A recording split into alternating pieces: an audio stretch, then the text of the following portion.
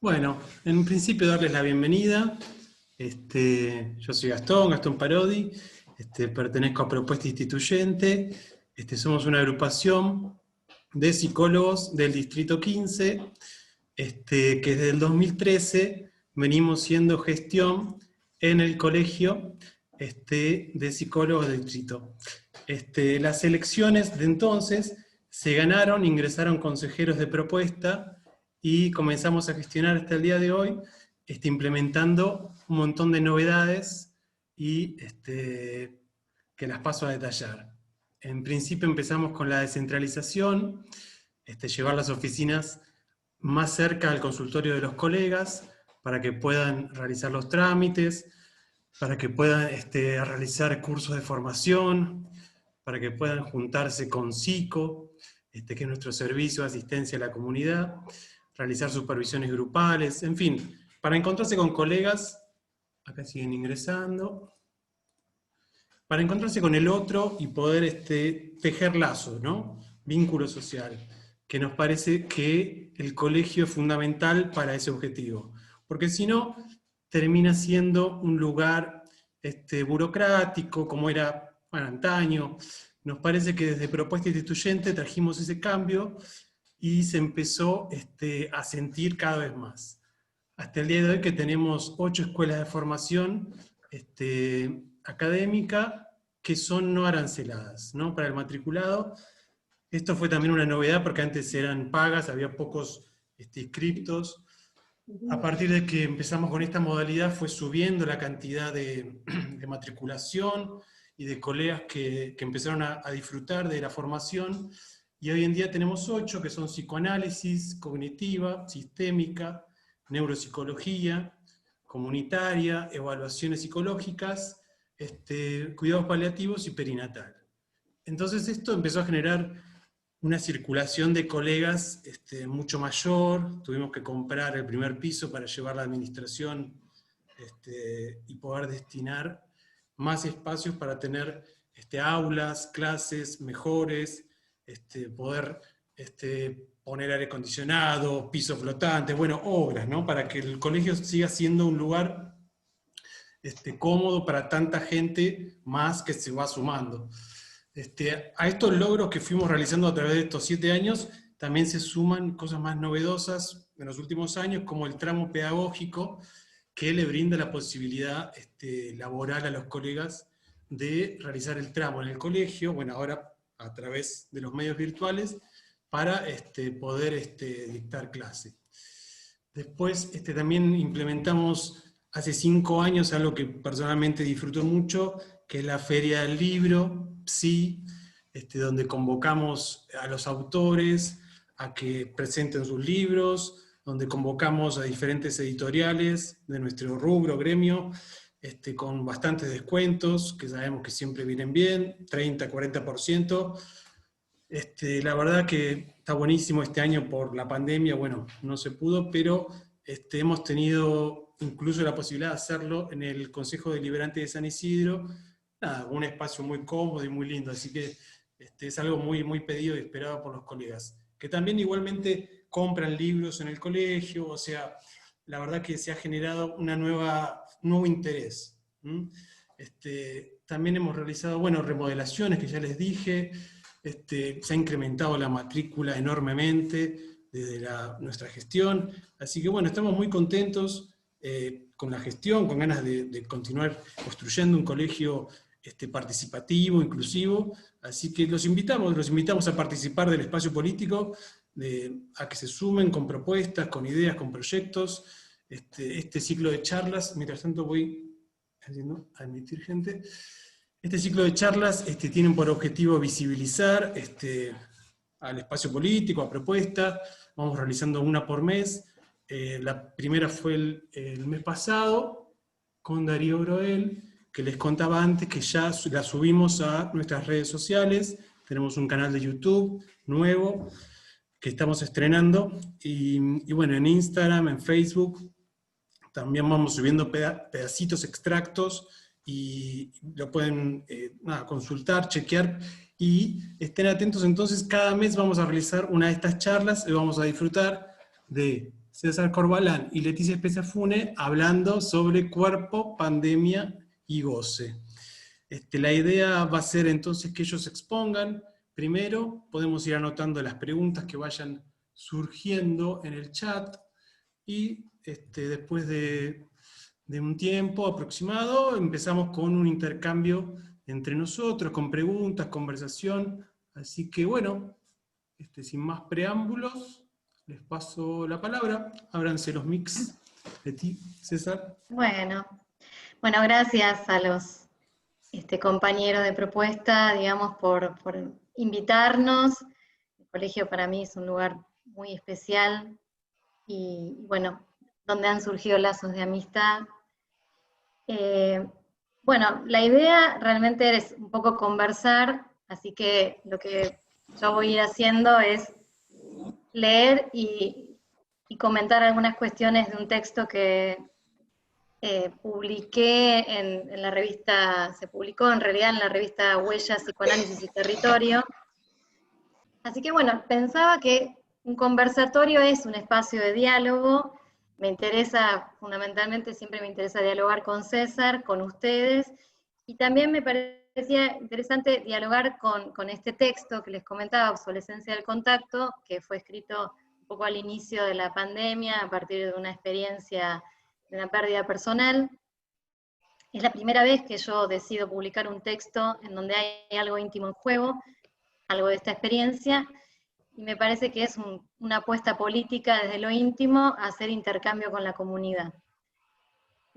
Lo común de la experiencia compartida en estas épocas gira en torno al tema del duelo, del cuerpo del duelo, al cuerpo virtual y también al cuerpo del rendimiento, pero también al gesto, a la hospitalidad y al intercambio. Incluir y construir desde lo común.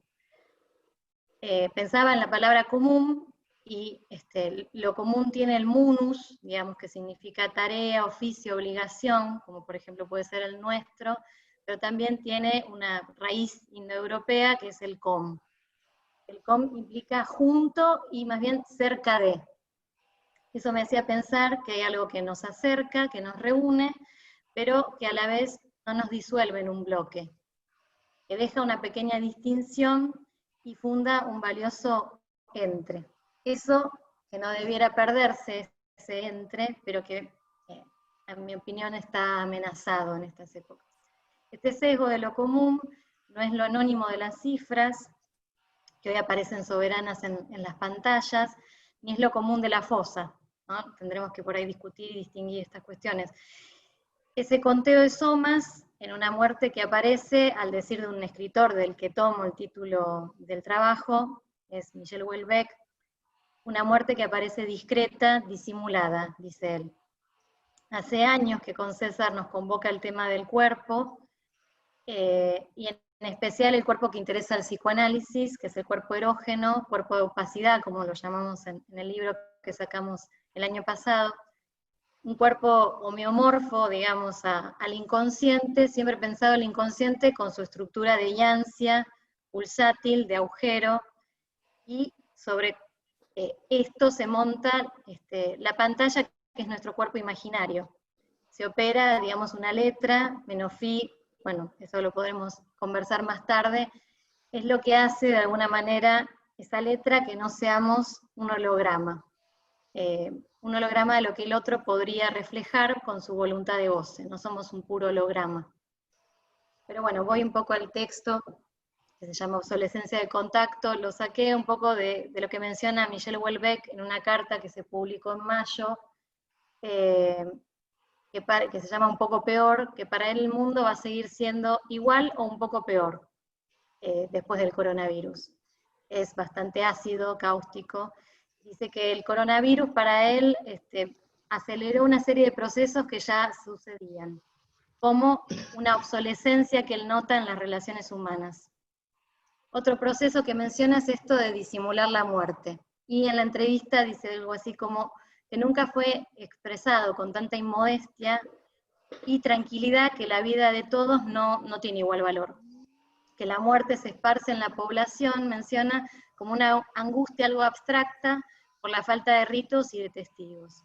algo que funda lo humano, pienso, podría dejar de usarse, cayendo en desuso. La intimidad, ¿será así? Bueno, el texto inicia con un párrafo que les leo, que dice: la pandemia ha traído una novedosa prohibición, el encuentro, el contacto entre los cuerpos ha sido detenido. Ese roce que vivifica y da refugio, como la palabra lo indica, ya no nos está permitido. No nos podemos fugar hacia atrás, ni siquiera en aquellos rituales de despedida que han fundado nuestra humanidad. De ahí viene la palabra fuga, viene de la cuestión de guarecernos, digamos. Bueno, después lo hablamos. Rituales donde a través de marcar con ocre rojo los huesos de nuestro semejante, ya desde que el hombre se volvió homínido, hemos podido reconocerlo como tal, como un semejante. Hoy se ha constituido un pliegue temporal con otras grandes tragedias de la humanidad. Tengo algunos extractos de Voces de Chernóbil, digamos, que podríamos compartir después.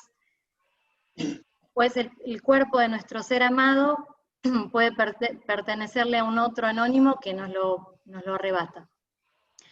En este párrafo pensaba que se condensan varias ideas que iré retomando con ustedes en la conversación.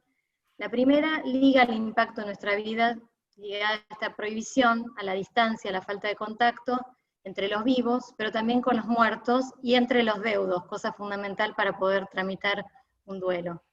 Llama la atención, no sé si ustedes también lo vienen escuchando en el consultorio, algo que sin hacer desmanes, ¿no?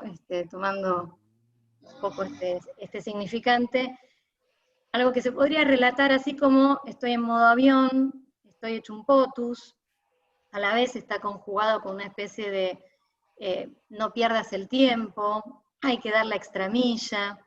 Rodear lo que se ha perdido permite articularlo. Tal vez hay algo que podemos perder para que pueda quedar una marca. De la nada a algo que pueda ser leído, dicho, y que entre en el movimiento del discurso. Pero primero hay que localizar y recuperar el valor de lo perdido. ¿Qué hemos perdido? Me pregunto en el texto. ¿Este tiempo es solo un impas?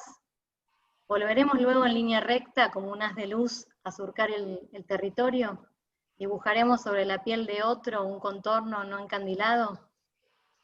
En esta pregunta pensaba que pareciera haberse instalado con la prohibición una vertiente hacia la obsolescencia del contacto y otra que promueve algo así como la instalación en lo cotidiano, lo que Freud llamó, y que abordó algo Darío la otra vez, al abordar la experiencia de satisfacción en el proyecto, el complejo del prójimo. El otro es nuestro semejante, nuestro auxilio, como mencionaba Freud, nuestro primer objeto satisfacción, pero también, si se aproxima, pareciera que la cosa se pone compleja, se vuelve hostil y potencialmente peligroso. Capaz de traer dolor o la enfermedad y la muerte, y pensaba, el dolor marca siempre una especie de objeción al espacio, una frontera entre adentro y afuera, entre el sujeto cognoscente y el objeto a conocer, que es lo que parece estar instalado en algo de las nieblas de estos días, ¿no? No parece ser época para conocer a nadie, relatan algunos en el consultorio, me borré de Tinder. Sin embargo, Amazon vende más que nunca, Mercado Libre también, ¿no? Vale ver cómo recibimos a veces la acción específica del cartero, del correo, pobre cartero. Y algo que menciona Lacan que les quería compartir en el seminario 7, dice: un objeto como este, simultáneamente el primer objeto satisfacción y el primer objeto hostil, así como el único poder auxiliador, perdón, esto es de Freud. Lacan menciona que en el prójimo se articula lo similar y lo marginal, la separación y la identidad. Una relación moebiana, podríamos pensar, entre ese núcleo extraño que me habita y la hostilidad que despierta el prójimo. Portador de un goce desconocido, pero a veces reflejo de algo de este goce desconocido propio. La relación con el otro pone sobre el tapete lo imposible de un amor total hacia el prójimo. Entre todos nos cuidamos, por la maldad que habita tanto en él como en uno mismo. Lacan menciona algo así como que eso extranjero, excluido en el interior, empero en mi núcleo, si oso aproximarme, aunque no es posible estructuralmente, aparece una especie de insondable agresividad, marca Lacan, ante la cual retrocedo. agresividad que podríamos pensar es también un límite estructural. Sobre este punto, las ficciones, el Edipo, se montan. Son construcciones que hoy se cuestionan por ciertos movimientos sociales y también por la incidencia, pensamos en lo que estamos trabajando en el laboratorio, de la manipulación de la ciencia sobre el cuerpo del parletre. El virus, menciona otra parte del texto, el virus, al menos a mi cuenta y cargo, no es un real. Es lo que es, un virus. Sin embargo, provoca un nuevo real. Es suspensión, corte y enigma. Asemeja a una especie de luz que irradia, tomando esto que decía Lacan en el seminario 11, que no es lo mismo una luz que irradia y lo deja uno anonadado a una luz que avanza en línea recta y se puede seguir. Nos atormenta por no saber localizarnos ni vislumbrar una sombra o pantalla que nos oriente. Nuestras representaciones quedan trastocadas. Si somos un puñado hecho de tiempo y espacio, hay coordenadas que hoy por momentos parecieran evaporarse. Si vida y muerte están enlazadas en el ser hablante, ¿cómo iremos a rodear al enemigo?, me pregunto en el texto. ¿Cómo lograremos incluir esa nada, ese mal, para lograr la tan ansiada inmunidad que se ha perdido? Este carácter letal, digo en el texto, nos logrará citar, aún no sabemos por qué medios, pero vamos a tener que responder a ese llamado, a esa cita. Una cita sin sentido que hoy no podemos avisorar. De ahí tal vez el grito desesperado por recuperar algún tipo de esencia. Queremos ser esenciales, queremos ser exceptuados, yo me cuido solo, soy grande. Aun cuando Freud pensaba, sostenía que el duelo, a diferencia de la melancolía, la pérdida de ese objeto, de ese ser amado o esa abstracción equivalente, se vivía en la conciencia, no sabemos aún qué se ha perdido, en lo que hemos perdido. Aún no podríamos enumerar conscientemente nuestras renuncias, pero no podemos ubicar qué clase de satisfacción estaba ligada a cada escena que se ha suspendido. Ni si lograremos volver a la escena anterior, o por qué medios, ¿no? Podemos pensar en una pérdida de la inmunidad tanto individual como global. Hay un texto de Roberto Espósito que se llama Inmunitas, donde hace un desarrollo respecto a la inmunidad en el discurso jurídico, en el discurso médico, que también lo toma Paul Preciado en lo que cuenta en La sopa de Wuhan, y desde donde Paul Preciado dice, toda biopolítica es inmunológica, fabrica un cuerpo. Con Foucault, el cuerpo vivo es el objeto central de toda política, y lo llama Foucault somatopolítica. Yo no acuerdo con Preciado de que el virus, como menciona en La sopa de Wuhan, actúe a nuestra imagen y semejanza, pero sí que la nueva política de frontera puede ser nuestra piel, de acuerdo con esto, puede ser la mascarilla, que a la vez es tan necesaria para cuidarnos y cuidar de otros, ¿no? Sí acuerdo en que el sujeto que menciona Paul Preciado, del sujeto del tecnopatriarcado, podría ser potencialmente, y esto ya estaba jugado antes del coronavirus, un individuo, un consumidor digital, con el peligro de quedar potencialmente mimetizado, como decía Lacan en el seminario 11, capturado por el entorno del rendimiento, lo agrego yo, dando su extramilla, guerreando consigo mismo, al decir de Byung-Chul Han. Es un cuerpo de la visión, un cuerpo virtual, volvemos a hablar después si les parece de esto. Y respecto a la inmunidad, lo que les quería comentar brevemente, si quieren después lo retomamos, es una diferencia entre lo que plantea el discurso inmunitario desde lo que podemos pensar en el psicoanálisis. Desde el psicoanálisis, la excepción, la excepción fundaría lo posible y la comunidad. Al menos hay uno que dice no, y desde ahí lo posible y la comunidad. En lo comunitario, en lo inmunitario, más bien, la excepción funda la posibilidad contra lo comunitario. Aquel que está inmune tiene una dispensa, es una excepción. Puede circular por donde otros no, tienen que guardar el aislamiento. Es lo que los otros deben pagar para que la comunidad pueda subsistir y se ejercite en mecanismos de inmunidad frente a esto que irrumpe. Pero bueno, voy terminando porque lo quiero escuchar a César, hay que cesar en algún momento, y les menciono alguna cosita más en relación a lo que dice el texto, donde me interesaba algún rescate que permite el psicoanálisis, pero también la poesía. En aquel momento recordaba el texto borgiano del Ápice, en aquellos primeros días del aislamiento, y se los quería compartir, que dice así: no te habrá de salvar lo que dejaron escrito aquellos que tu miedo implora. No eres los otros y te ves ahora centro del laberinto que tramaron tus pasos. No te salva la agonía de Jesús o de Sócrates, ni el fuerte Siddhartha de oro que aceptó la muerte en un jardín al declinar el día. Polvo también es la palabra escrita por tu mano o el verbo pronunciado por tu boca. No hay lástima en el hado, la noche de Dios es infinita. Tu materia es el tiempo, el incesante tiempo, eres cada solitario instante. Bueno, estaba un poco apesadumbrada al comienzo. La muerte discreta, menciona en el texto, numérica, esta que nos compartía Houellebecq, dista mucho de ser la experiencia, creo yo, de alguien que pierde a un ser querido en este contexto. Es dolor, pero también lleva la forma de una especie de pausa que sobrevuela nuestros días. En el caso de quien escribe estas líneas, dolor encima del dolor, una intrusión aparece y perturba esa extraña quietud. Asalta literalmente ese hogar suspendido en las tinieblas de la cuarentena. Sigue bueno o mal encuentro que arroja a la calle, pero también a un hacer irrevocable. Volver al tránsito, transitar, ordenar, reconocer. De esa experiencia que inunda mis días, una torpe poesía que dice así: frente al asalto de luz implacable, donde el sentido se detiene y lo íntimo puede desvanecer, aplastado también por anticipaciones insoportables, otro asalto, más humano, con sus carencias y su pobreza, da una oportunidad. La de volver a esa casa cerrada, suspendida, y hallar esos restos de una patria que perdimos, un abrazo que se fue, pero puede evocarse.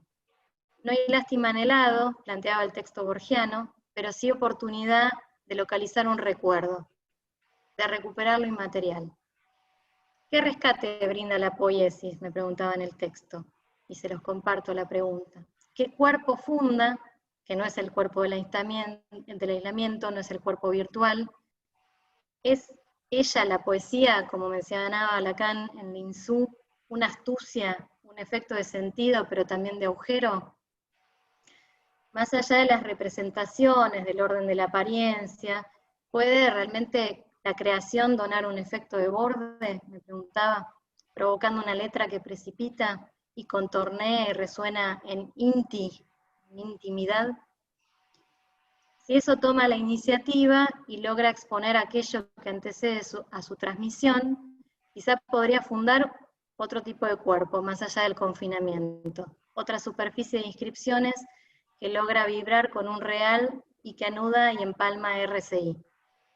En momento de concluir, me acordaba, releyendo el texto hace unos días, acá menciona algo muy hermoso que les quería compartir y que me parece que se relaciona con esto que había escrito. Menciona que el analizante hace poesía y que el analista subraya, hace corte y letra, que participa de la escritura. Poesía, como mencionaba Valéry, es hacer oscilaciones del sentido. Es una pérdida vivaz, menos fi, podríamos pensar, un antídoto, otro cuerpo, ya no tierra de nadie, como en el caso del duelo. Es un casillero juguetón con impacto en el cuerpo y que arma otra combinatoria. No sabemos qué cita nos va a convocar mañana, pero hechos de palabras seguiremos aún marcando la piedra, menciona en el texto. Con palabras que tomo de otro, que es Octavio Paz, las palabras, el rojo del cuadro, no son puramente color, piedra y palabra. Son puentes que nos llevan a otra orilla, puertas que se abren a otro mundo de significados indecibles por el mero lenguaje. Prismas de un tránsito que a veces puede brindarnos cobijo y armar a otra superficie que por un momento orienta. ¿Y qué pasa con nuestro quehacer?, me preguntaba para terminar el texto. ¿Qué podría brindar un espacio desde el psicoanálisis en este contexto? Si el dispositivo hoy es lo que dice, es lo que se dice más que donde se realiza, tal vez ese espacio permita recuperar la intimidad, el contacto, con ese punto no negociable.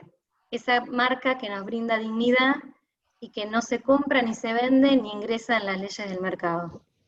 En lo que se dice, quizás se podría construir una línea de corte.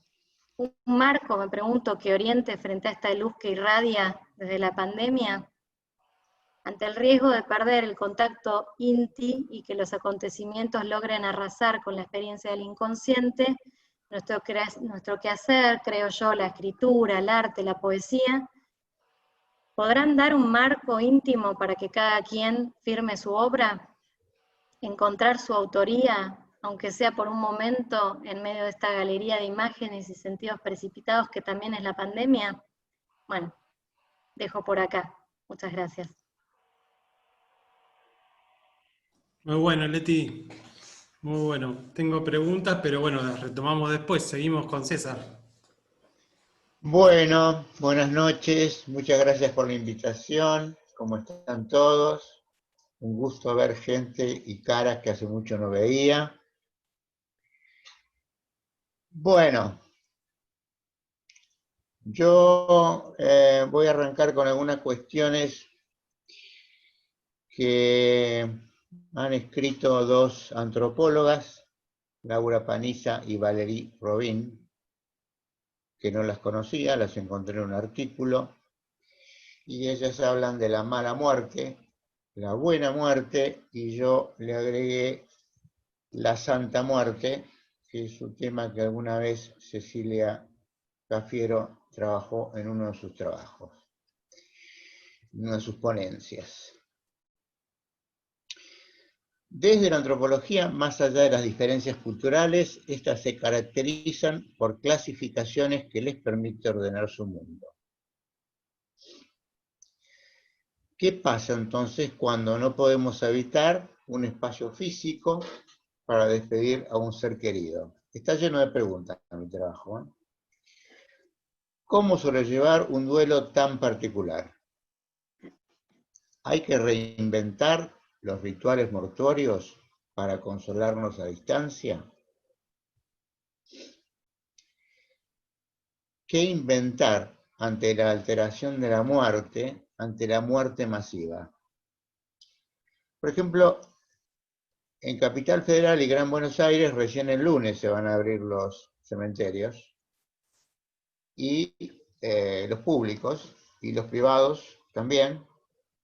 Igual los privados seguían cobrando las cuotas, pero los cementerios estaban cerrados. La buena muerte implica prácticas y ritos de despedida, de separación, de acompañamiento, del tratamiento de los cuerpos, de cuidados de purificación y limpieza, como en el caso de algunas religiones. Ese lugar, el de la muerte, ¿ha quedado vacío? ¿Hay lugar para la muerte?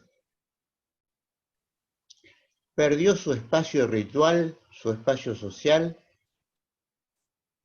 Cuando al mismo tiempo la muerte, como amenaza, ha invadido el campo social. Una muerte que acecha, que se presenta desbordada. También se pierde una mano que trenza, que acompaña haciendo trenza. Si eso se ausenta, ¿se puede perder? ¿Se inscribe una pérdida? ¿O es el dolor eterno de una ausencia, de una desaparición? Así el orden simbólico queda trastocado. Hay un intento de restaurar un Dios completo, ese Dios de la ciencia. Ese Dios que no cree en la cosa ni en ningún otro barrado, como lo deja claro Lacan en Los nudos de la tercera, y escribe el goce del otro sin barrar. Pero este nuevo Dios, creer en la ciencia, creemos que algo nos va a decir.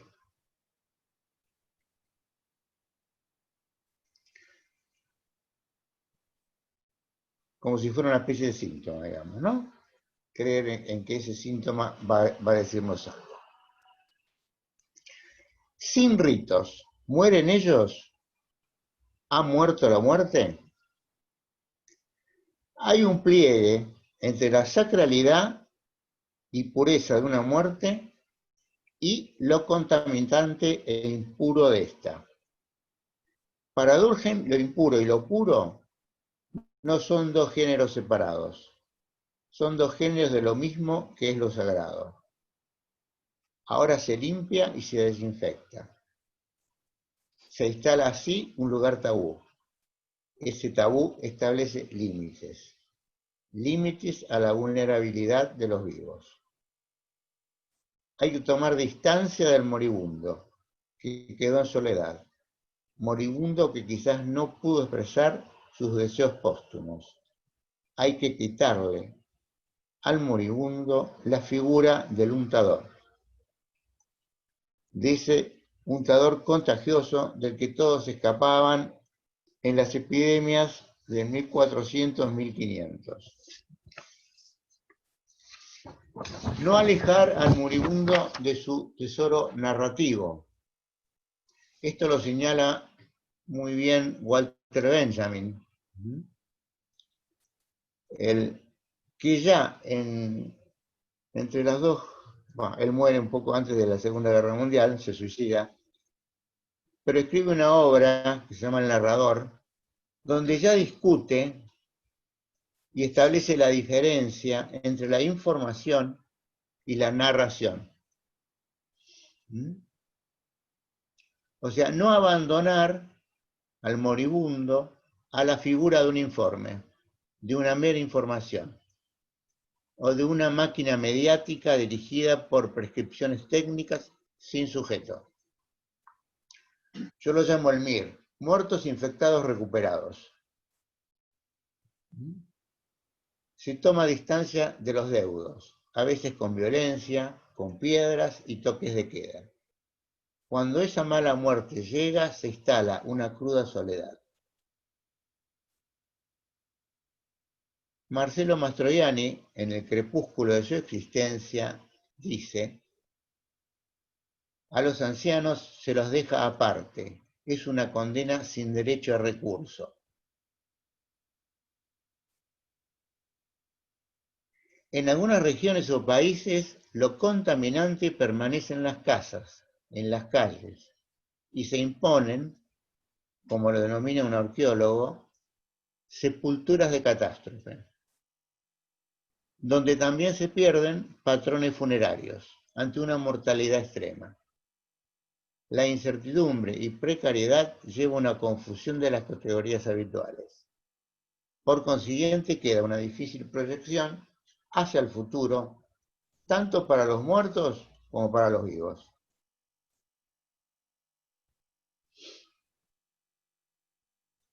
Mala muerte, sepulturas de catástrofe, cuando los deudos no pueden enterrar a sus muertos y no tienen lugar los ritos funerarios.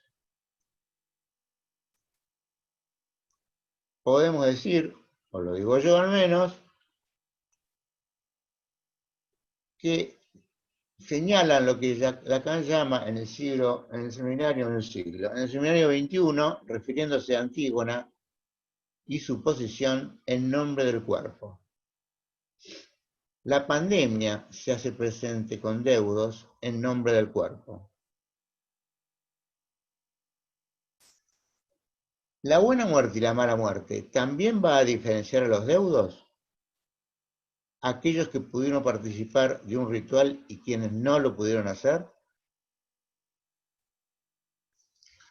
En estos tiempos las redes sociales cumplen un papel importante, un papel de complemento. También de sustitución de la presencia material del cuerpo del difunto y de los deudos. ¿Es la proximidad virtual equivalente a la cercanía en persona? Esto me lleva a pensar sobre los tratamientos virtuales que estamos llevando a cabo. La presencia de los cuerpos, tanto del analista como del analizante, son sustituidos por el teléfono o las imágenes virtuales? Podemos suponer que la presencia y el lugar, como un real lógico del analista en cuerpo, se juegan en la dimensión virtual. ¿El dispositivo virtual se realiza? ¿Es posible hacer un pasaje de lo virtual a un significante encarnado? Por último, ¿se ubica en lo virtual un amor real imposible? Algo nuevo en el amor, como lo señala Lacan en el Seminario 21. Un amor que no sea imaginario, en donde dos hacen uno, con su cuota de amor y odio. Ni un amor simbólico, ideal y religioso. Si el psicoanálisis funciona es porque está en el lugar del amor en lo real, en el lugar de lo imposible. Lo imposible de esa relación proporción sexual que no hay. Amor a la vez identificado a un lugar de angustia, que opera como señal de lo real del otro real. Angustia que se siente en el cuerpo, que no pasa por lo simbólico ni por lo imaginario. Por consiguiente, hay que hacerse bastantes preguntas respecto de lo que estamos llamando en este momento tratamientos virtuales. ¿O vamos hacia una nueva ética del cuerpo hablante?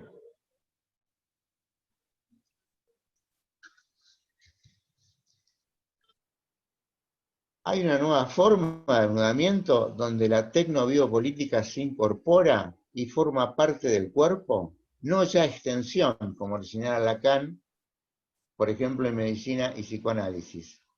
No ya extensión del cuerpo. ¿Qué tendremos como espejo? ¿Un ciberdispositivo? Con respecto a los gadgets, voy a leer algo que me interesa. Se llama, de un trabajo de la crisis de la libertad del coreano Byung-Chul Han, o algo por el estilo. Ustedes síganme. Él dice, por ejemplo, con respecto a estos gadgets de la ciencia, digamos, no todo es avance, todo dispositivo, toda técnica de dominación genera objetos de devoción, que se introducen con el fin de someter, materializan y estabilizan el dominio devoto. Devoto significa sumiso. El smartphone es un objeto digital de devoción, incluso un objeto de devoción de lo digital en general, en cuanto a aparato de subjetivación. Funciona como el rosario, que es también en su manejabilidad una especie de móvil. Ambos, rosario y smartphone, sirven para examinarse y controlarse a sí mismos. La dominación aumenta su eficacia al delegar a cada uno la vigilancia. El me gusta es el amén digital. Cuando hacemos clic en el botón de me gusta, nos sometemos a un entramado de dominación. El smartphone no es solo un eficiente aparato de vigilancia, sino también un confesionario móvil. Facebook es la iglesia, la sinagoga global de lo digital.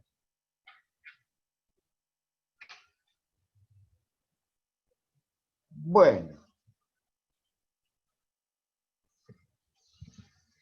hay un pequeño escrito que publicó Enrique Tenenbaum el pasado 27 de julio que me pareció interesante acerca de la voz en estos tratamientos. Y dice que no sucedió de lo que todos creíamos que iba a suceder una explosión de lo imaginario. Sucedió un cambio, todo lo contrario. La voz, desprendida de los cuerpos que la pronuncian, obligó a nuevos modos de escuchar, orientó a otro flotar de la atención, a subrayar los silencios, a distinguirlos de las fallas de conexión, a detenerse de los matices que se acompañan de gestos, a captar la agitación de una alegría, la soledad de un penar. Despegada del cuerpo, alucinada como tal, la voz despega también de su dimensión fónica y nos obliga a considerar sus oscilaciones, sus cortes, sus ambigüedades, sus timbres, su ritmo y su entonación, su localía y su tesitura. De un modo que, si bien no estaba ausente antes, no estaba tampoco así de presente. Para ir terminando, porque me iba a meter con el lugar del analista y el lugar del santo, y es muy largo y aburrido, voy a hablar un poco de los profesionales que trabajan en el campo de la salud, los que están en primera línea cuerpo a cuerpo, cara a cara con el COVID. En primera instancia, aplaudidos y admirados a las 21 horas. Hay reconocimiento y aplausos. Pero pasadas las 21, un tiempo después, cuando ya pasaron esas 21 por miles de veces, esas horas 21 cambian de matiz. Los agentes de salud son rechazados, amenazados, segregados, no son sagrados, ya no son puros, no son inmaculados, pueden contagiar, tienen manchas. Quedan conformados también como pliegues, consagrados y rechazados. Pasan a ser personas profesionales tabú, dignos de veneración y también suscitan horror. El profesional tabú es impuro. Y los impuros están a disposición de los dioses infernales, por estar impuros, a disposición del dios oscuro. Lo mancillado, lo manchado no es humano. Lo mancillado como infección es una mancha. No son sujetos que se sacrifican porque ya no son divinidad al ser impuros. La víctima del sacrificio debe ser pura. Así la vida puede ser asesinada sin que ésta sea un sacrificio. La nuda vida, la vida desnuda, asesinada. Por ejemplo, para los nazis, los judíos no eran humanos. Por consiguiente, se los asesinaba. No eran objetos de sacrificio.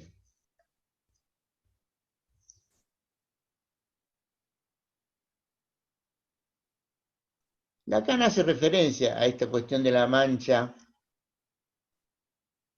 en el seminario de la transferencia, si no me equivoco, y es interesante porque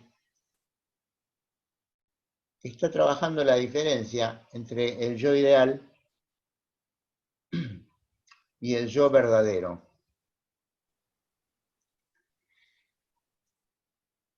Y dice justamente que el yo verdadero va a ser digno de amor, pese a no ser perfecto.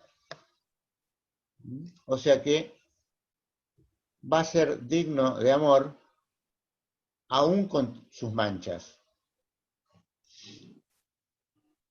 Las manchas pueden ser sus juguetes, que juegue con la comida, el objeto transicional, etcétera, etcétera. O sea, parece que nos es difícil a muchos de nosotros aceptar que podemos amar o venerar o respetar a aquellos que tienen algunas manchas y que no son inmaculados, y son nada más y nada menos que agentes de salud. Lacan juega con la palabra justamente moasí, que significa moho, O sea que es el primer corrimiento importante respecto del yo, en tanto deja de ser esa imagen perfecta, ese círculo perfecto en el espejo, y pasa a ser este yo una mancha de moho. Bueno, por ahora nada más. Me tengo que ir. Gracias, César. Podemos abrir a preguntas.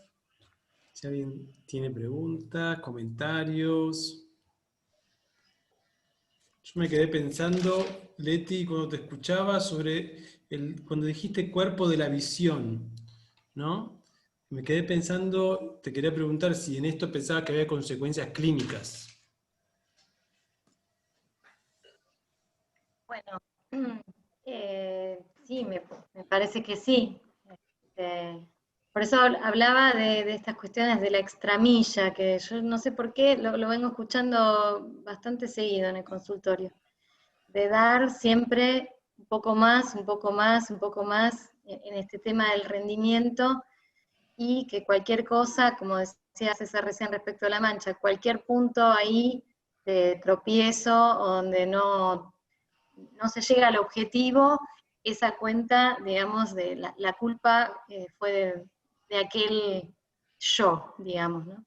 Pero me parece el cuerpo de la visión, digamos, lo tomo por el juego que hay entre la esquicia del ojo y la mirada, el cuerpo de la visión en el seminario 11, los embajadores, Holbein, esta cuestión, y la mirada que tiene que existir para que se pueda fundar el cuerpo imaginario.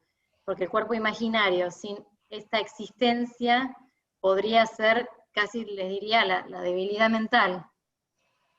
Este cuerpo sin una mancha.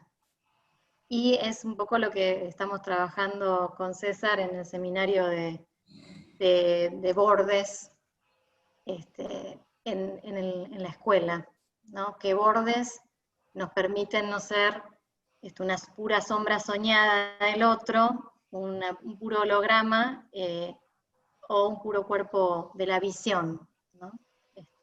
Pero sí, hay consecuencias clínicas sin duda, y como decía César respecto de Lacan, la tercera cuando pone la ciencia como en el lugar del goce sin barrar, con una flechita hacia la vida, bueno, ¿qué efectos va a tener esto en el parletre? ¿No? Así que sin duda que esto, de ahí puedo mencionarles, hay algo que les quería decir, que dice Lacan en la tercera también, dice, lo curioso en todo esto es que el analista en los próximos años dependerá de lo real y no el contrario. El advenimiento de lo real no depende para nada del analista. Su misión, la del analista, es hacerle la contra. Al fin y al cabo, lo real puede muy bien desbocarse, sobre todo desde que tiene el apoyo del discurso científico. Así que bueno, sí, sin duda que esto va a traer consecuencias no solo clínicas, sino variaciones subjetivas en general, digamos. Claro, en Pero general. bueno, es para pensar qué lógica hay respecto de la castración, cómo se incorpora la lógica de la incompletud, o no. Por eso reivindicaba la poesía, las oscilaciones del sentido, del cual Nati, que está acá con nosotros, Neopoblet, trabaja un montón.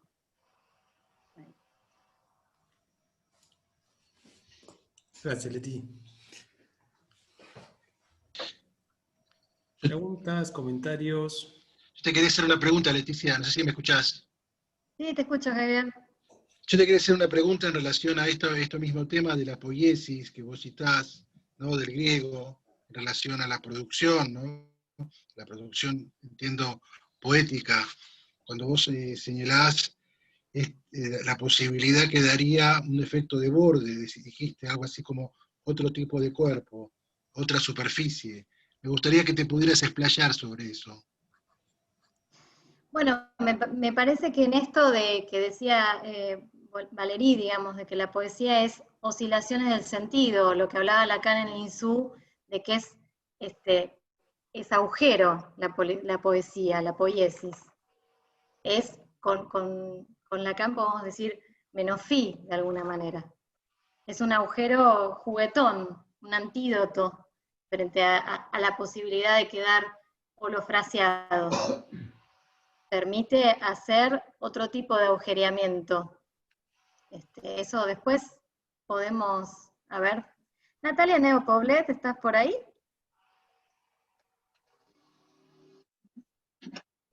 A ver, ahí.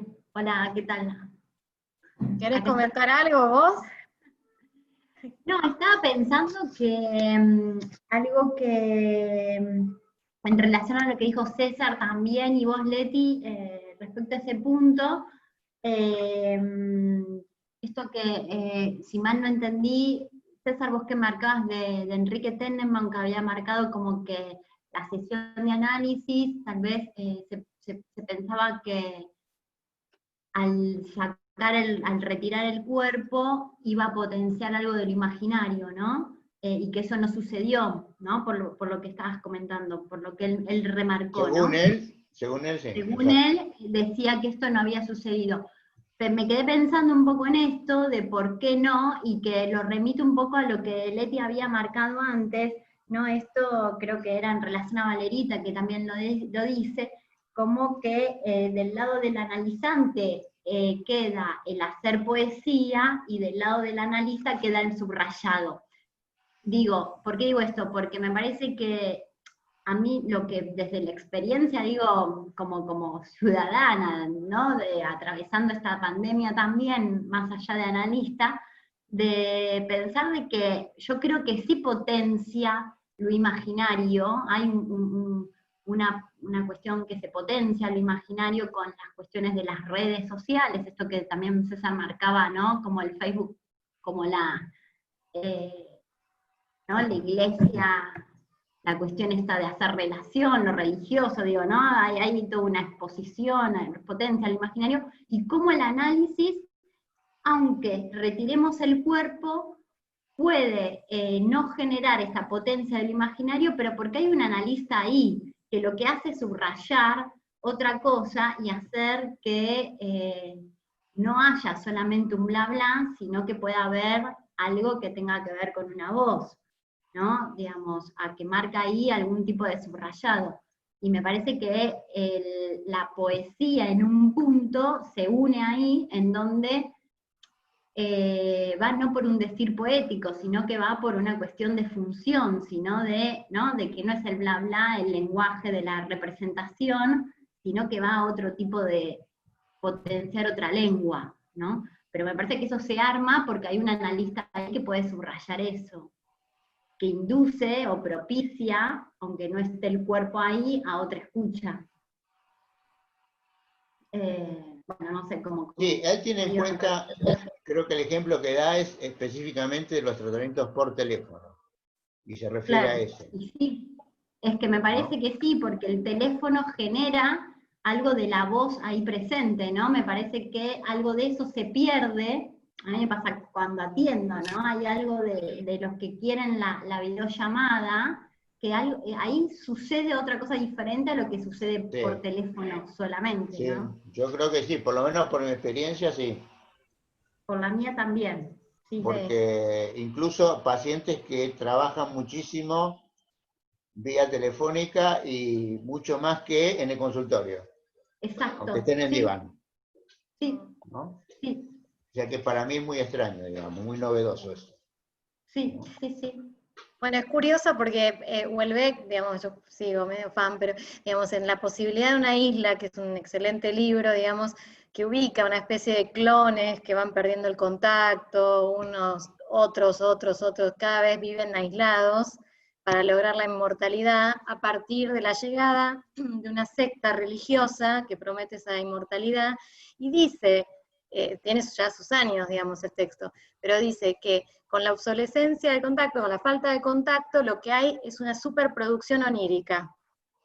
Digamos, parece que hubiera ahí una cosa, una subjetividad puramente nominalista, una cosa así, sin la experiencia de lo inconsciente, pero Houellebecq mete ahí el tema de que lo que se empieza a ver por efecto del aislamiento es una superproducción onírica. Y la verdad que yo lo estoy encontrando en el trabajo del consultorio.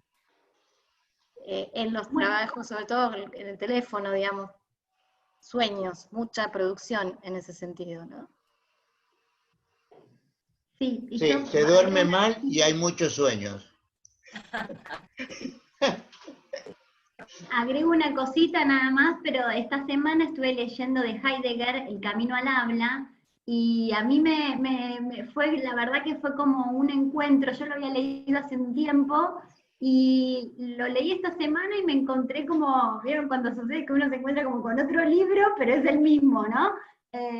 Y me pareció hermoso porque habla justamente de Heidegger en El camino al habla, es un apartado chiquitito, Camino al habla, en realidad forma parte de un libro extenso, pero es muy lindo cómo ahí aparece el tema de esto, ¿no? De que el camino al habla es la posibilidad de un despliegue del hablar. Me parece que el teléfono, digo, el sostener una atención telefónica permite o posibilita un despliegue de poder hablar, ¿no? Que la imagen ahí obtura.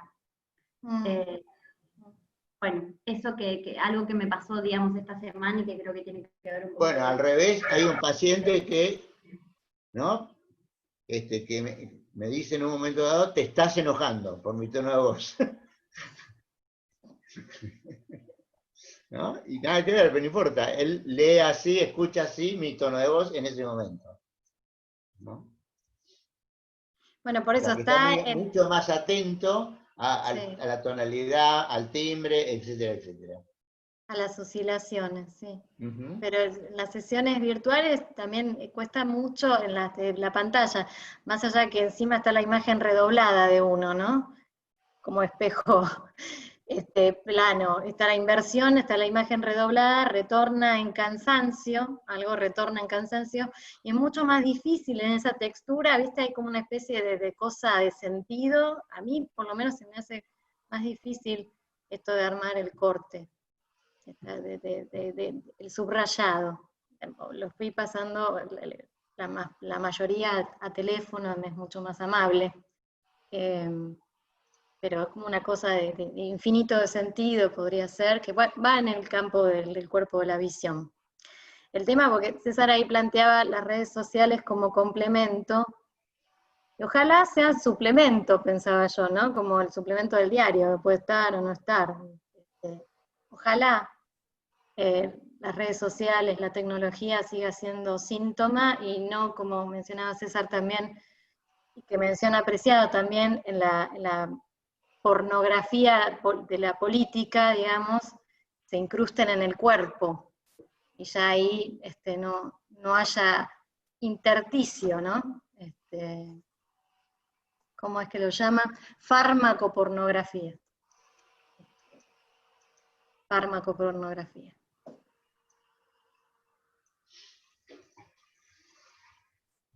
Ahí sí nos convertimos en cyborgs. Cyborgs, con el utensilio, sí. Una voz necesaria, Preciado.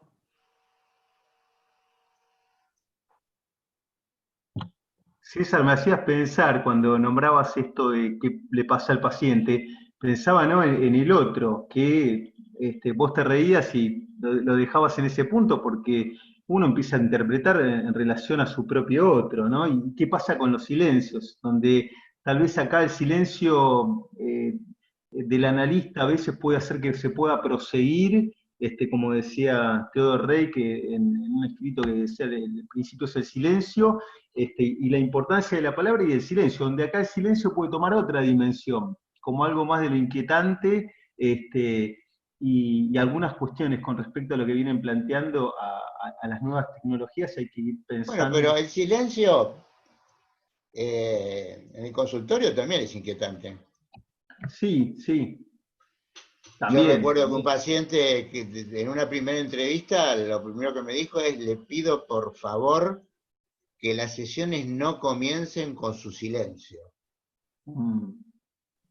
Dígame algo, así yo puedo empezar a hablar. Pero no se quede en silencio. Está muy bien. Y bueno, son las condiciones de analizabilidad que se van creando. Bueno, ¿no? Pero después, por supuesto, se hizo silencio y se fue acostumbrando, pero en la primera etapa a él lo angustiaba muchísimo. Claro. Y era cara además. No, lo que decía es que, viste, por momentos me parece que la dimensión del silencio puede tomar algo inquietante en el punto, es verdad, coincido con lo que vos planteás, es interesante para pensarlo, pero decía, en el punto cuando hay un silencio uno no sabe si está o no la presencia, digo, algo de lo irreductible, algo de lo perdido, que la presencia del analista uno no duda que está ahí, y a veces con las comunicaciones pasan otras cuestiones. Ah, bueno, eso es otra historia, sí, Sí, por sí, supuesto. sí. ¿Estás No, pero ahí? ¿Me estás escuchando? Hola, hola. Por Aparte, supuesto. perdón, Walter y César, se suma el delay en Ah, esto, sí. que no, que estorba, porque no sé si habilita, si predispone al silencio, si se espera que se continúe. Ese es otro de los estorbos, ¿no? Está muy bien esto que decís, Fernando, porque pensaba en esto que, bueno, vos también lo venías situando, Leticia, un punto, el punto, si pensamos en la interpretación como cita, como enigma, ahí se complica, porque y la poesía, ¿no? Esto que vos traías, Leti, me parece que el punto de introducir el equívoco puede tener sus complicaciones, sobre todo cuando es online, esto que venían planteando ustedes. Sí, bueno, pero es la clínica del corte o la clínica del corte con el empalme, ¿no? Me parece que hay algo ahí a pensar si la clínica es corte o es corte y empalme, porque me parece que ahí hay una cuestión a discutir, digamos, ¿no? También. Bueno, pues también depende del paciente. Sin duda, sin duda. Se pueden hacer equívocos, se pueden hacer deslizamientos del significado, ahí donde el equívoco no tiene lugar. Depende del paciente. También, No perdón, pongamos todo en lo virtual. Si se presta o no, claro. Lo que me parece también interesante resaltar, si el paciente ya venía con continuidad y la transferencia se había generado a partir de la presencia, y si el paciente se generó a partir de esta virtualidad, ahí hay me parece también una diferencia para destacar. Sí, A ver si se sí. puede ver, ¿no? Claro, sí. No, a mí me preocupa mucho eso, porque yo he hecho muchos tratamientos de pacientes que empezaron en consultorio y por ahí viajaron al exterior a vivir o viven un tiempo afuera, un tiempo en Argentina. Eso no me traía mayores dificultades, pero ahora estoy bastante preocupado por los pacientes que empiezan desde lo virtual, y más si están en otro país, ¿no? Bueno, ¿qué pasa si se descompensa o hay alguna intervención que lo moviliza mucho, lo que fuere, ¿no?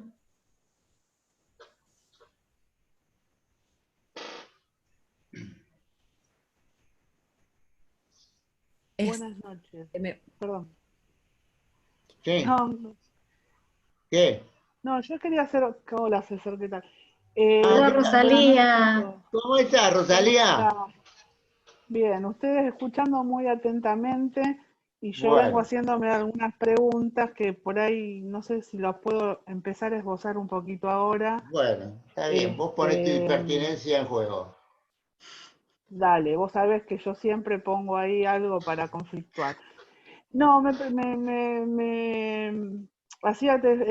escuchaba y me hacía la pregunta de el posicionamiento del analista, ¿no? En relación a esto que vos decías de la buena, mala o santa muerte. Lo de santa lo dejaste un poquito de lado y pensaba en si no hay una muerte del analista como el posicionamiento del analista en el consultorio tradicional y tenemos que repensarnos en el lugar del analista con todo esto de la pandemia. Porque una cosa es escuchar al paciente que se escucha en el teléfono, con o sin la pantalla, que es distinto, me parece que las intervenciones son diferentes, y otra cosa es el paciente, que ya hay muchos o varios, que transitan la pandemia, o sea, transitan el virus, con el virus. digo, el analista y la pregunta que se me formuló es, digo, ¿cómo acompaña el analista a cada paciente en particular, por supuesto, que transita con este virus sin saber cómo continúa, si continúa? Digo, porque es tan incierto todo el virus, es no saber del que se supuestamente sí sabe, que es el médico. Hay un saber que no sabe, una persona que supuestamente tiene ese saber y no lo sabe. Digo, el paciente en qué lugar queda y el analista cómo acompaña en este proceso y en este cambio que uno como analista también tiene que hacer. Porque la verdad que en la práctica es muy difícil, o se torna muy difícil en las intervenciones, en los silencios, en el acompañamiento de la familia o no, si hay una descompensación, bueno, digamos, en las distintas estructuras, ¿no? Entonces digo, me parece que esto de la muerte en la pandemia también a mí me abre preguntas en relación al posicionamiento del analista. Perdón la impertinencia, pero lo quería expresar como pregunta nomás. Vos te referís al paciente que está con COVID. ¿Qué lugar para el analista? ¿Cómo acompañarlo o no? ¿Cómo intervenir o no? No, me refiero al posicionamiento del analista, digamos, pensaba desde cuando se hablaba del analista en el lugar que ocupaba y las intervenciones del analista hace varios años atrás, décadas atrás, y hoy como el analista hace un Zoom con un paciente y cómo hay algo del posicionamiento del analista que debe cambiar también, en general. Y a eso se suma otra pregunta del acompañamiento del analista en un paciente con COVID. Digo que no es lo mismo el que está encerrado en la casa desde el 19 o 20 de marzo al que está transitando el COVID, ya sea un esencial o no esencial, ¿no? Digo, me parece que hay un movimiento ahí, no lo sé explicar muy bien, pero me abre como una pregunta. Bueno, esa es una de las preguntas que yo hice en lo que leí. ¿Cómo mantener la opacidad en cuerpo en la virtualidad? ¿Cómo se juega eso? No tengo idea. No, por eso, yo tampoco por eso lo traigo, digo, porque... Tus preguntas nos hacen, te dedicamos capítulos del libro, pero nunca te las respondemos. Como aquella que hiciste, ¿no? Del agujero, Sí. Bueno, pero bueno, no sé si por ahí para empezarlo. No, sigo preguntando porque... Sí. Para pensarlo, ¿no? Como para poder pensar. Lo interesante de esto es que una persona que atravesó el COVID atravesó la misma finitud, digamos. Pareciera que pasó la muerte y el analista que no pasó sigue confrontándose, ¿no? Ajá. Sigue confrontándose con la misma, con la problemática, digamos. Me parece como que uno trascendió ya esa parte y vuelve a la imagen o a la idea de la muerte incierta, que nunca va a llegar. ¿Cuánto se juega en analista el miedo mismo a contagiarse, a morir, ¿no? Que es con lo que te confronta, ¿se entiende? Digo, el juego que hay ahí entre un contagiado o no, y si pasa al revés lo mismo, quiero decir, ¿cuánto interjuego que hay ahí? Por ahí no me puedo explicar muy bien, pero el virus lo que nos confronta justamente... Perdón, Fernando, lo que querés decir es que el analista y el paciente están atravesados por el mismo real. Sí. Claro, exacto. La incertidumbre es para ambos, digamos. Gracias. A mí me parece que por momentos es algo que a mí cuando sucede esto de un paciente con coronavirus o con el miedo trato de pensarlo como una enfermedad de la que hay otras enfermedades de las que uno tampoco sabe demasiado, ni sabe cuál es ni la consecuencia ni el tratamiento. Digo, en relación a las enfermedades generalmente hay incertidumbre. Entonces, en ese momento intento pensarlo como alguna enfermedad, de la cual es posible una internación, de la cual es posible la muerte, de la cual es posible un montón de otras cosas, digamos, una cura. Y ahí, bueno, pero me parece que lo más ¡Hola! Hola. Sí, pero me parece que pandemia, digamos, esta es una situación excepcional en el sentido que estamos en pandemia todos, ¿no? Pan es hijo de Zeus y de Gibris, la desmesura. Pan es todo.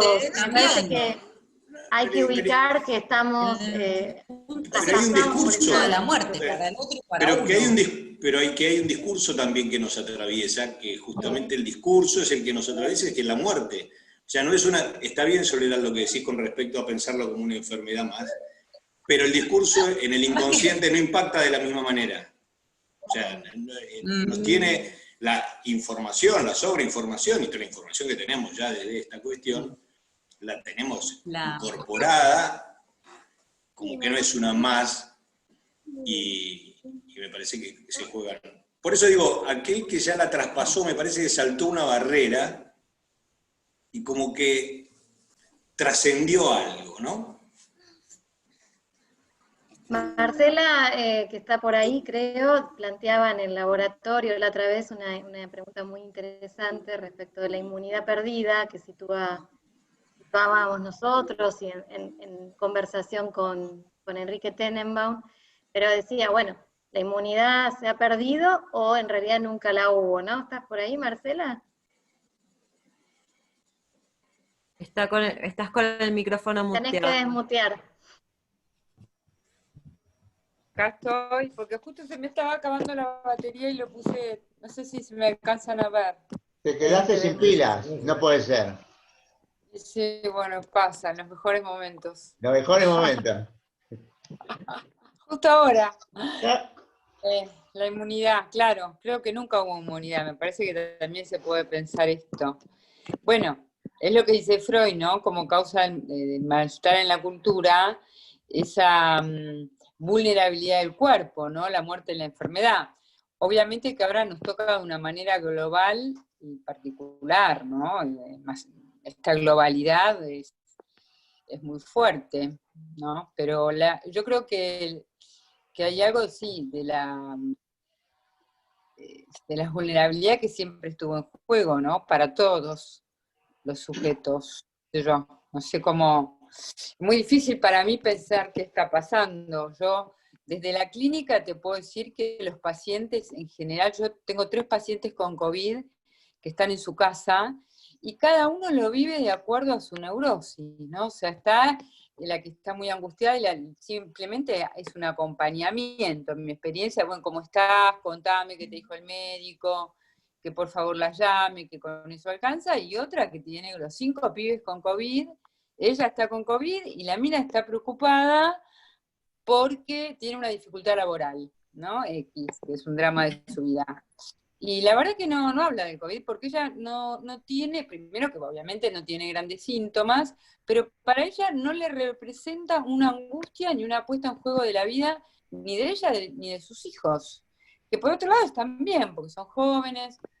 O sea, hay, bueno, ¿no? Como distintas maneras. Ella está atenta, ¿no? A sus hijos, qué sé yo, pero bueno, están todos bien. Y no hay angustia respecto de esto. Ahora, ¿es lo mismo la vulnerabilidad que la amenaza? Porque la inmunidad nunca la tenemos asegurada, pero pareciera que en estos momentos tiene mucho peso la amenaza, tratamientos bajo amenaza. Sí. Que no es una vulnerabilidad perdida, simplemente. Porque la vulnerabilidad tiene algo de simbólico.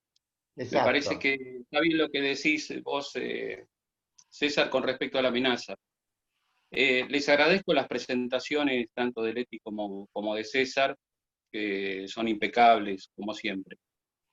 Me parece que por ahí pensar qué es lo imaginario hoy en este tiempo, qué es lo simbólico y qué es lo real que se juega en la pandemia. Particularmente porque sí, como decías vos, César, el tema de la amenaza está presente. Y por otra parte, cómo pensar los rituales que vos mencionabas. el ritual simbólico del entierro de los cuerpos es uno de los fundantes de lo simbólico en la civilización. Ahora, ¿cómo va a ser este ritual? Yo lo puedo decir incluso con una cicatriz que incluso no empezó a cerrar. Ayer murió un amigo mío, y que no pudimos hacer la ceremonia, precisamente porque él no muere por COVID, pero en el cuerpo le encontraron COVID, con lo cual la ceremonia no se pudo hacer. Si se hubiera hecho, nos restringieron a que podíamos hacer la ceremonia 5 personas nada más.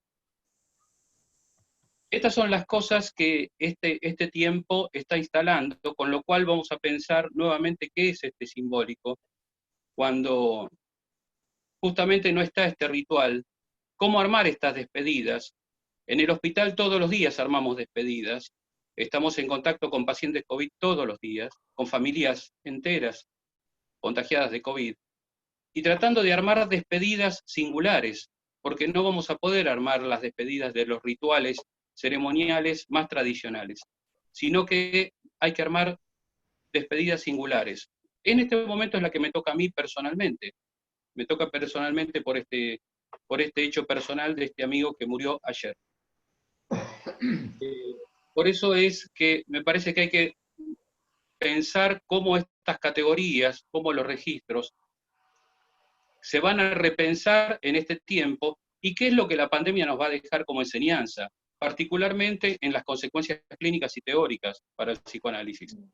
Pero es toda una hipótesis, por ello siempre me parece interesante y me parece totalmente productivo que se escriba, como Leti en todo su escrito, como César en todo lo que ha escrito, y toda la gente que viene escribiendo, porque me parece que lo que se haga escritura va a surgir alguna letra de lo cual vamos a desprender alguna enseñanza.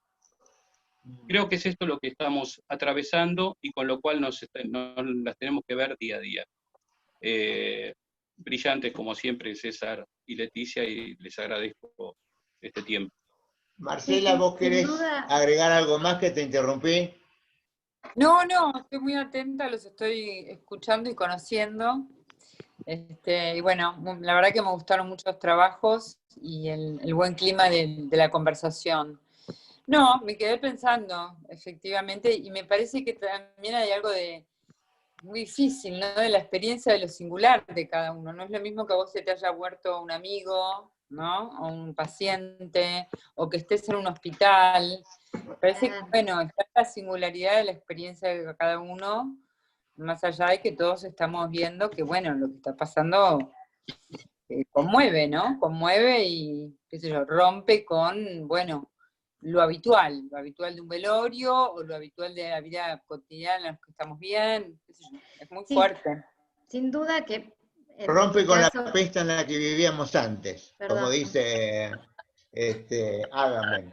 En este tiempo me parece que no se puede hablar ni de la clínica, de este tiempo, de lo que podemos hablar del psicoanálisis, si no es con la intimidad de cada uno. O sea, hay algo de la intimidad que se filtra y que uno observa todo el tiempo, que hay algo que no puede dejar de decir, ¿sí? Cuando habla incluso de la clínica y cuando tenemos estos encuentros, que no estamos teorizando todo el tiempo, porque hay algo inteorizable todavía.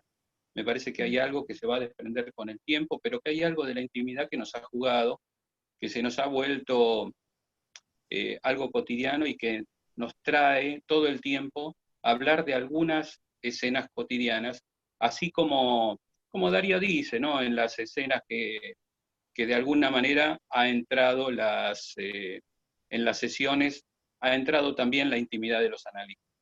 Me parece que hay algo también en ese gesto que también está en el hecho de hablar de estas cosas, porque, bueno, lo real nos hace hablar también. O sea, bueno, yo creo que eso es bueno para la clínica, sí, que los analistas por fin se pongan en el mismo baile en este punto, ¿no? Totalmente, estoy de acuerdo con vos, Marcela, estoy de acuerdo con vos, sí, totalmente.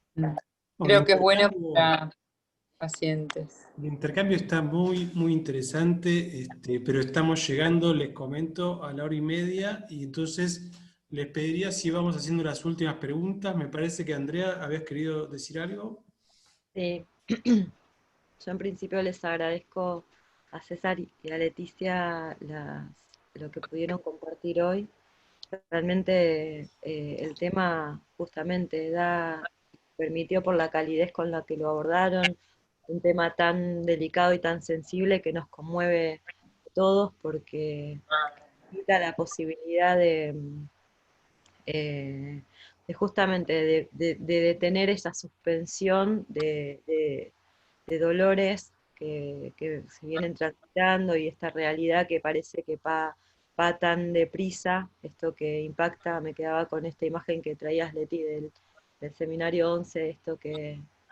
La luz que irradia. La luz que irradia. Me parece que bueno, detenernos en este tiempo, en este momento, en este encuentro de hoy, para poder salir un poco de esa suspensión, es sumamente